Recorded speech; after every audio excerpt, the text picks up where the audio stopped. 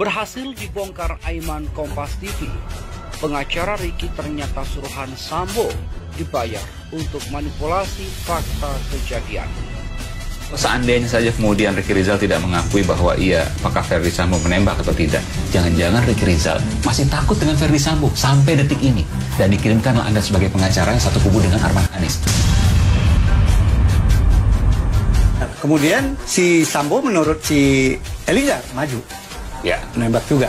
menurut Eliezer, menurut Ricky. Tapi di situ kan nggak ada tanya jawab, cuma itu aja. Kamu gimana Ricky?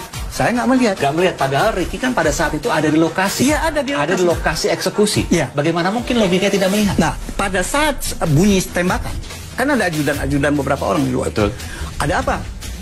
Dia pakai HT. Oh. Dia bergerak Oke. balik melihat, karena kan orangnya dia, timnya, ya artinya ajudan juga. Kan hati kalau mau menjawab nggak usah melihat balik. Itu kan maunya kita. Oke, Ya baik. kan, karena perasaan dia kan semua Baik. orang nggak beda. Pengakuan dia seperti itu. Pengakuan dia seperti itu. Melihat HT langsung berbalik. Berbalik. Meskipun di depan mata ada Ya. eksekusi yang Dan- luar biasa. Iya.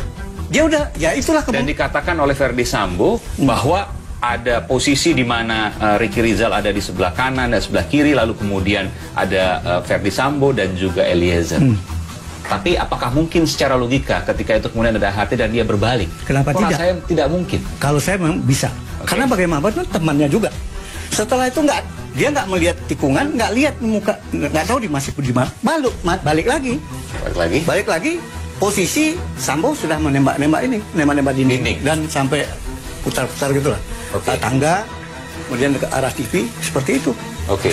Ya bisa aja, kita kan nggak tahu. Ya, itu pengakuan dia setidaknya bahwa Ricky Rizal menyatakan Tapi tidak ya- melihat Verdi Sambo menembak Yosua. Ya. Tidak melihat, saya garis bawahi ya. Ya. Tidak melihat. Tidak melihat. Karena pada Ya. saat itu sedang menerima HT dan melipir sedikit. Ya. Meskipun secara logika ada peristiwa besar menerima HT, mungkin dia menerima HT tapi kemudian melipir. Agak sulit untuk ada Ya, bayangan itu saya. bisa. Artinya psikologi ini bisa dua macam. Ya. Masyarakat menganggap itu, dan dia Baik. suasana kebatinannya kita nggak tahu juga. Artinya kalau saya mau mengatakan begini, berarti tidak ada satu BAP pun yang diubah. Dari yang pertama tentu ada ya, yang kejadian pelecehan di Duren 3 lalu kemudian berubah menjadi Magelang, itu ada perubahan. Tapi setelah BAP kedua, tidak ada perubahan sama sekali.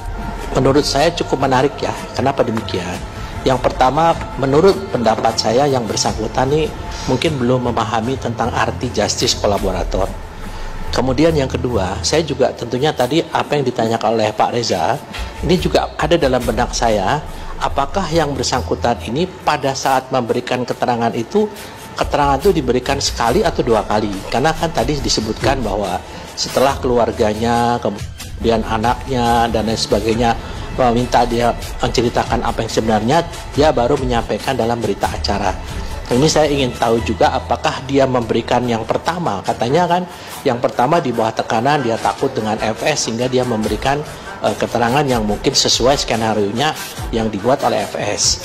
Tapi yang kedua kan kemudian dia merubah. Nah tentunya kalau merubah ini tentunya dari pihak penasihat hukum perlu juga menyampaikan salah satu persyaratan untuk menjadi justice kolaborator.